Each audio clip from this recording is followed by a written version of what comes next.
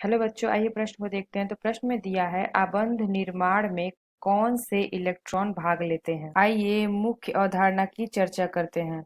मुख्य अवधारणा।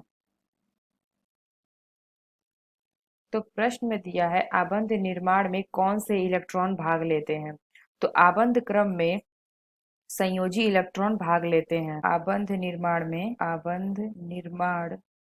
में संयोजी इलेक्ट्रॉन इलेक्ट्रॉन कैसे प्रदर्शित करते हैं। इलेक्ट्रॉन भाग लेते हैं।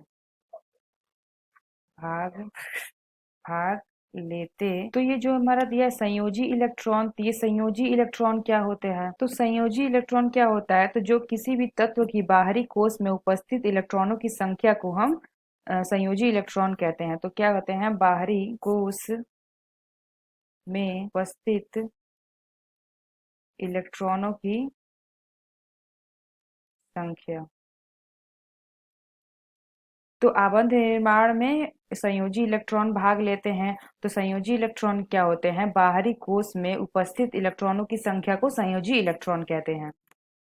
तो आइए एक उदाहरण लेके समझते हैं। तो हमने लिया सोडियम Na तथा क्लोरीन Cl। तो ये जो हमारा Na है ये क्या होता है, ये हमारा धातु होता है, और ये जो हमारा क्लोरीन है ये हमारा अधातु होता है। अधातु। तो जो हमारा धातु होता है वो क्या होता है, वो हमेशा इलेक्ट्रॉन को देता है। तो जो हमारा धातु, इसको में हम पहला पॉइंट लिख लेते हैं कि धातु क्या होता है, यह इलेक्ट्रॉन देता है। देता देता है। और अधातु क्या करते हैं, तो यह क्या करते हैं, अधातु हमारे इलेक्ट्रॉन को लेते हैं। तो जो हमारा धातु है Na सोडियम, इसके पास क्या होता है, इसके पास 11 इलेक्ट्रॉन होते हैं। तो ये जो हमारा Na है इसके पास 11 इलेक्ट्रॉन होते हैं। और ये जो हमारा Cl है क्लोरीन, इसके पास कितने इलेक्ट्रॉन होते हैं, इसके पास होते हैं 17 इलेक्ट्रॉन। तो ये हो जाता है 17 इलेक्ट्रॉन होते हैं। तो अगर हम इसकी इलेक्ट्रॉनिक विन्यास की बात करते हैं, तो अगर हम इसकी इलेक्ट्रॉनिक विन्यास की बात करेंगे तो ये हो जाता है 2 8 1। अगर हम धातु की क्लोरीन की इलेक्ट्रॉनिक विन्यास की बात करते हैं तो ये हमारा होता है 2 8 7। तो यह जो हमारा धातु है Na, इसका भी लक्ष्य होता है अष्टक को पूर्ण करना, और यह जो हमारा अधातु है इसका भी लक्ष्य होता है अष्टक को पूर्ण करना। तो ये जो हमारा Na है यह इलेक्ट्रॉन देता है, और ये इलेक्ट्रॉन दे के अपने ऊपर धनात्मक आवेश ग्रहण करता है। तो ये हमारा हो जाता है Na+। और ये जो हमारा Cl है ये क्या करता है, इलेक्ट्रॉन को लेते हैं। तो ये क्या करते हैं, ये अपने ऊपर ऋणात्मक आवेश ग्रहण करते हैं, धारण करते हैं। तो ये हो जाएगा Cl-।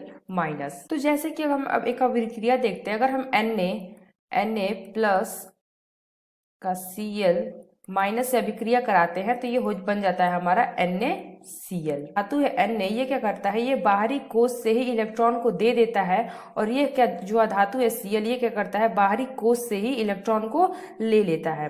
तो ये कार्य कैसे कर रहा है, जो हमारा ये समीकरण है Na+ और Cl- जो NaCl बनाया है, तो इसमें कार्य कौन कर रहा है, तो इसमें कार्य कौन करता है, बाहरी कोश में।